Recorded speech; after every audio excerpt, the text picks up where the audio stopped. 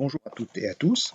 Je vais donc vous parler des risques d'entreprise, surtout en assurance de choses, et de l'insuffisance des garanties dans cette période de crise du coronavirus. Alors en France, le président Emmanuel Macron s'est adressé à la télévision ce lundi et il a déclaré qu'il veillerait personnellement à ce que les assurances soient au rendez-vous. Est-ce qu'il va parvenir à tordre le bras des assureurs? Est-ce qu'il va parvenir à les obliger à payer ce qu'a priori il ne doit pas payer? Alors ça, je ne sais pas, mais en tout cas, ça paraît difficile du fait qu'il y a, paraît-il, 50 milliards d'euros qui sont en jeu.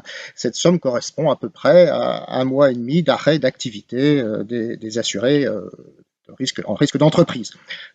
Alors, quel est le problème et quelle pourrait être sa solution?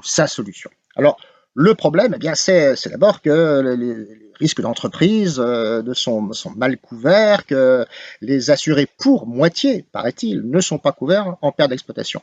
Mais c'est pire que ça, parce que pour les assurés qui sont couverts pour ces pertes, eh bien, très généralement, ils ne sont couverts que s'il y a en amont un dommage matériel, donc si par exemple ils ont subi un incendie ou un dégât des eaux, qui les a contraints à l'arrêt de leur exploitation. Alors, exemple typique qu'on a connu en France il y a très peu de temps, c'est l'incendie de Notre-Dame de Paris. Il y avait des commerces sur le parvis Notre-Dame. Ces commerces ont dû être fermés, notamment par décision administrative, parce qu'il fallait sécuriser la place. Donc, il y a eu des pertes d'exploitation, et du fait aussi que les touristes sont partis, ils ne vont pas revenir tout de suite. Eh bien, il s'agit de pertes d'exploitation sans dommage, puisque les commerces en question n'ont pas subi de dommages d'incendie ou de dégâts des eaux, eh bien, l'assurance ne jouera pas. Alors, aujourd'hui, c'est encore pire, naturellement. On sait que nous vivons en France une période de confinement, que donc toute l'activité est arrêtée, sauf les entreprises qui ont une activité qui est jugée essentielle, notamment dans le secteur des commerces alimentaires.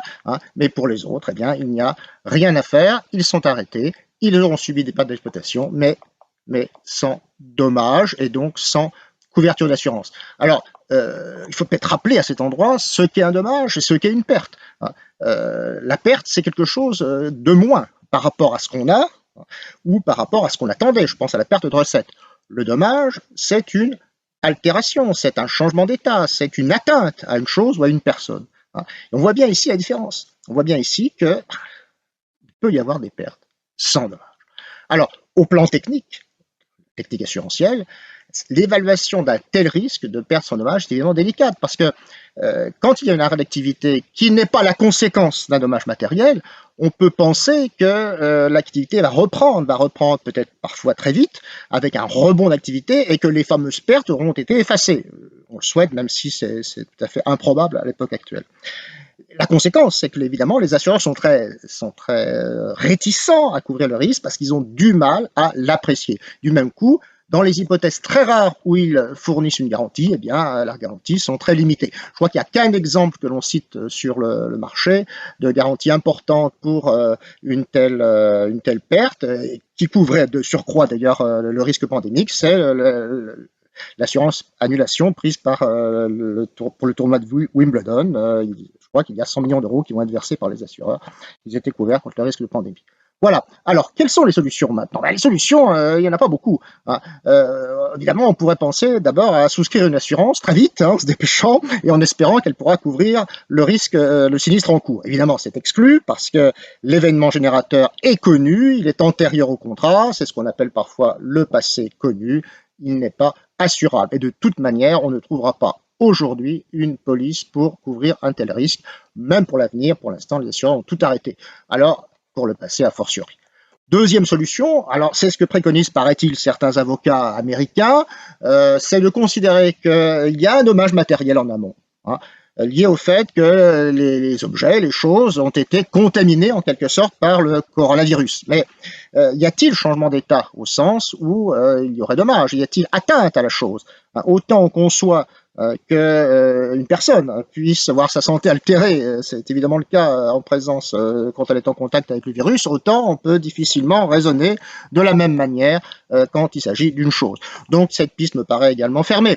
Alors la dernière piste serait éventuellement de rechercher l'assureur de responsabilité civile du fournisseur, hein, et supposons un commerçant qui n'a pas été fourni du fait de la crise, qui de ce fait a dû arrêter sa propre activité, il pourrait essayer de rechercher la responsabilité de son fournisseur, seulement celui-ci risque fort de se retrancher derrière la force majeure, hein, voire ce qu'on appelle parfois en France le fait du prince, c'est-à-dire le fait que les autorités administratives l'ont obligé à fermer, hein, donc ce qui l'a empêché de livrer les marchandises en question.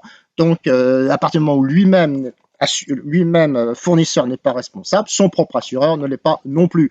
Et qui plus est, il y a bien sûr le risque que dans ce type d'assurance figurent des exclusions de ce qu'on appelle parfois le dommage immatériel pur, c'est-à-dire le fait d'avoir causé des pertes chez le client sans qu'il y ait en amont un dommage matériel. Et puis également l'exclusion du risque de pandémie. Est-elle valable, est-elle nulle? On sait bien qu'en France, pour qu'une exclusion soit valable, il faut qu'elle soit formelle et limitée. On sait que certaines exclusions, comme celle du mal de dos ou encore celle des maladies psychiques, ont été déclarées nulles parce qu'elles n'étaient pas suffisamment précises. Après, pour l'épidémie ou la pandémie, ça me paraît plus précis, mais évidemment, la réponse dépend des polices.